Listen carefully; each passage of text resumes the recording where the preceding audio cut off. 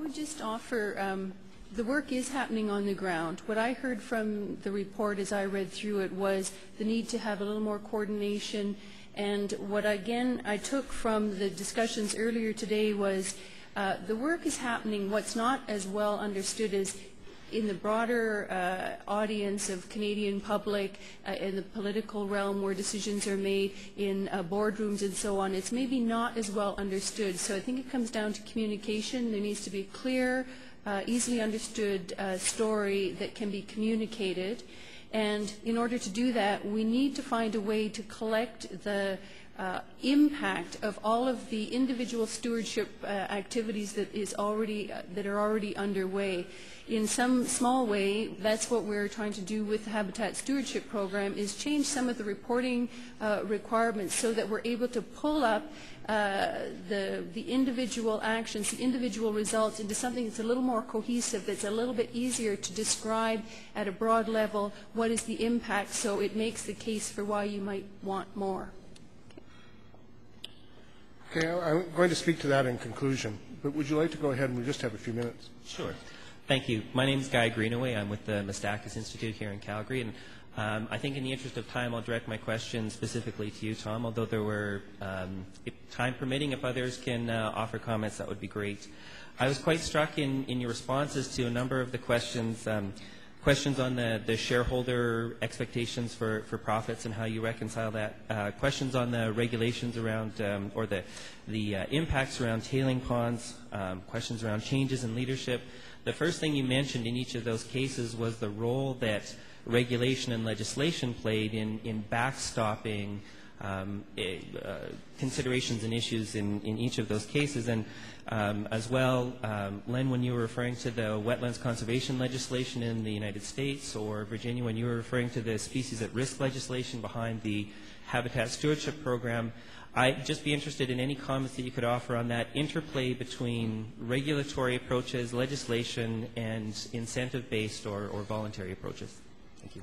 Well, obviously, we think voluntary approaches, whenever they can work, are very, very positive. They tend to be efficient. They tend to cost us. But yeah, absolutely, there's a role for regulatory and legislative solutions. I mean, we all recognize that there are market failures out there, things that the market doesn't do well. That's somewhat about what we're talking about here.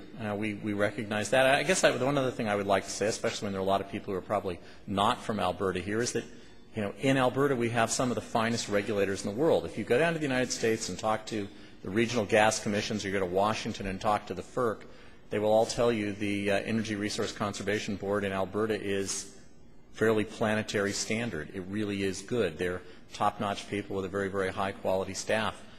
They set the bar pretty high. I'll stop there. Thanks. And I'm just going to, because Len wanted to speak on that particularly, I'll let him have the last word on this, and then I'll conclude. Thank you very much. There are incentive programs, more so in the States than there are in Canada, in terms that under the Farm Bill there was the Conservation Reserve Program, the Wetland Reserve Program, the Grassland Reserve Program, and farmers were paid a certain amount of money per acre, depending on which state they were in and what the allocation was for that state, to leave those marginal lands in wildlife habitat. And a number of those programs were actually based on wildlife studies in the state, or in the case of the Grassland Reserve Program, some of it came out of some work that was done on bobwhite quail in the States. Then you've got voluntary incentives, and you also have other monetary incentives, like depending on where you are, you can get paid for a conservation easement. You can get tax deductions for them. But I agree, if we can have a mix of them, people volunteering as well as those who need incentives, and some do. I mean, you can't just say to a person, take 100 acres out of production and thank you very much, have a nice day, you're protecting wildlife. We still have to think of what their needs are on a personal basis. Okay, I would like to say in conclusion that it's really important that that question be answered, and also the one before it. Because I think what you find here is you've just begun this conference, and it's an important one. People from all over the continent are here for this, and you have the opportunity to set the stage for action. And I think it's really important to ask questions about what else. What do you want to do differently? How will you make the transition from promise to practice? how will you be satisfied with the measurements of that action? Because you don't want to end up at the next conference 4 years from now being disappointed with the fact that you haven't advanced far enough. So it's this point in the conference where that becomes crucial for you to make your interests known and to decide for yourself and as a group where you want to go next with this. I think that this panel has been important because it shows the wide-ranging interests that have to work together if we want to be successful in this initiative. So will you join me, please, in thanking the members of this very good panel.